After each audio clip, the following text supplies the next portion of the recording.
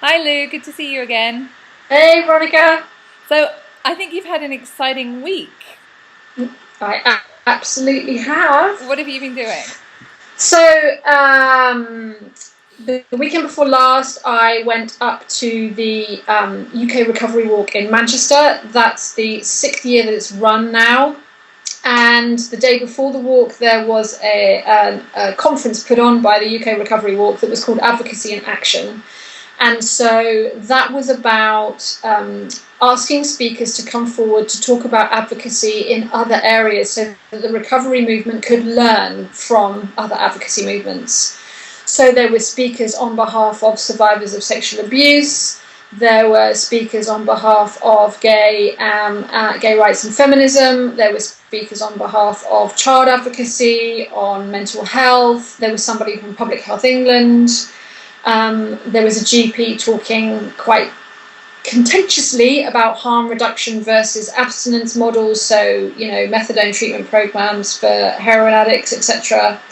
So they just used the opportunity to pull together lots of different speakers, and then they had people talking before each kind of professional speaker about their experience of recovery, so faces and voices of recovery. So it was a really, really good conference. And then in the evening, I went to the new dry bar in Manchester called the Umbrella Cafe. Oh, cool. Yeah, no, it was really, really good. And they had a DJ playing, and they had a live band, and lots of people were there before the walk the next day. And then on the Saturday, there was the recovery walk. So there was 8,000 people there, which is amazing. It was amazing Wow. to see. That's They were all arriving in buses. They could come from Glasgow and Edinburgh and, Liverpool, and just busloads of people. There were people who had, there was a group who had walked from Weston-super-Mare. It had taken them 3 weeks to walk. There was another group that bicycled there from Rotherham that morning. So people and all the bands were in recovery.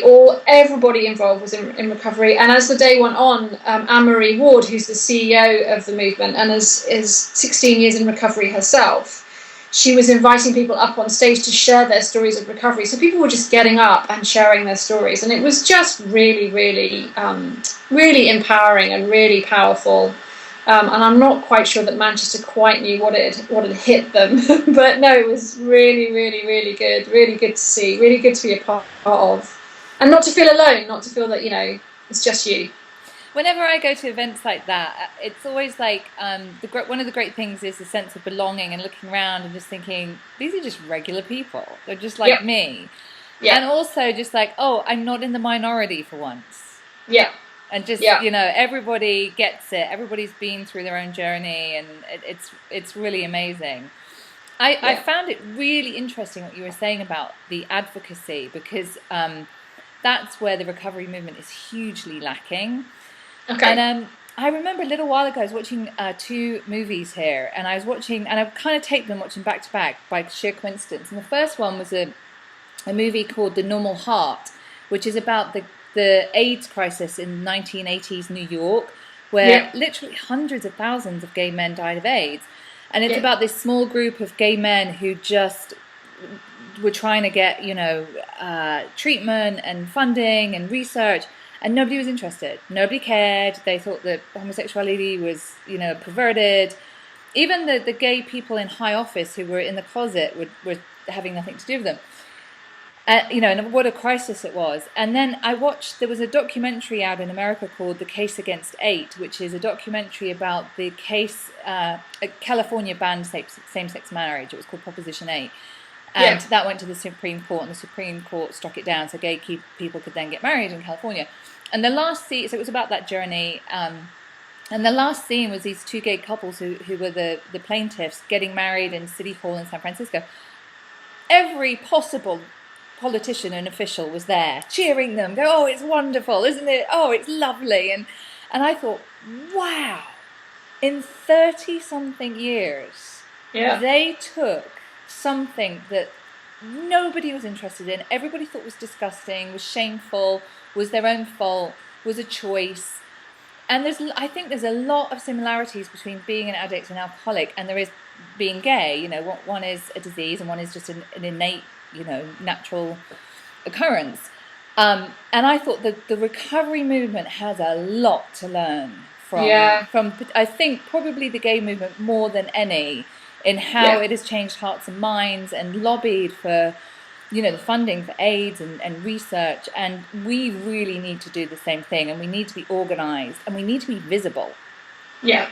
I mean, Anne-Marie Ward she is on a mission. I tell you, the CEO of the UK recovery movement here, and she is working very, very hard to pull together kind of all the organisations that are involved, whether it's from the 12-step recovery movement, or whether it's from treatment, different treatment charities. They were all there. Whether it's the guys who are involved in rehab inside in the prison community, there was representation from, all of the groups there, and it was really nice to see everybody come together, like say, as one united front, that irrespective of, whether you're a 12-stepper or you're not, whether you got clean and sober on your own or not, it didn't matter. It was just one big, massive group of people, and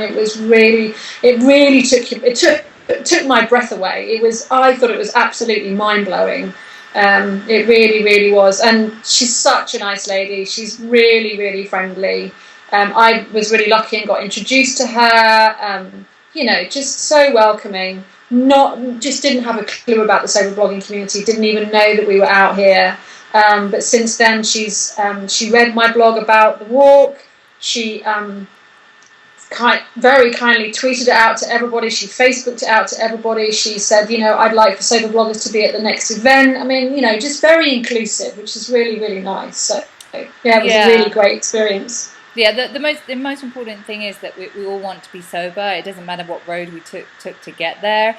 Absolutely. And I really think there's a tipping point now. I really think I've seen this in America and less so in England, but it's definitely beginning to change.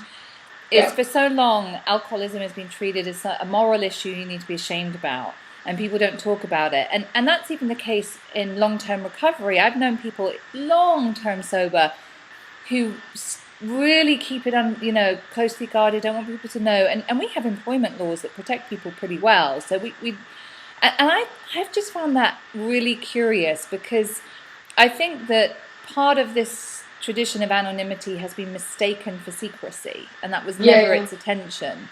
And I think that has inadvertently caused this feeling that we have something to hide and it's shameful, and that has not helped us. And we have got to change that. I think that people, and you've just been amazing to me how public you've been, and I wasn't prepared to do that when I was a year sober. And I think people should do that in their own time and when they're ready, absolutely. But we just have such a responsibility. This illness is devastating the UK. Yeah. And we just need to. There needs to be some balance to this mass binge drinking drunkenness that's in our culture on every level. There just needs to be a different representation as well. Yeah. Well, as we walked through Manchester, obviously we walked past quite a lot of pubs and bars, and there were lots of people who were standing there drinking their drinks and were looking at us all very quizzically, and just the biggest cheers went up every time we walked past a bar or a pub. It was really, really funny. And of course they didn't know what we were about or what we were doing, but as Anne-Marie said, if somebody sees this walk and they realise that actually there are lots and lots of people out there who are like this, and actually I could reach out and could ask for help, she said, then our job is done. If we just give one person that opportunity, then it's worth it. So yeah, it was really, really special. Absolutely. I think it's the powerful image of these are people who don't drink. To see that, I think, can be incredibly powerful. Yeah, it was awesome. Okay, good to speak to you. Okay.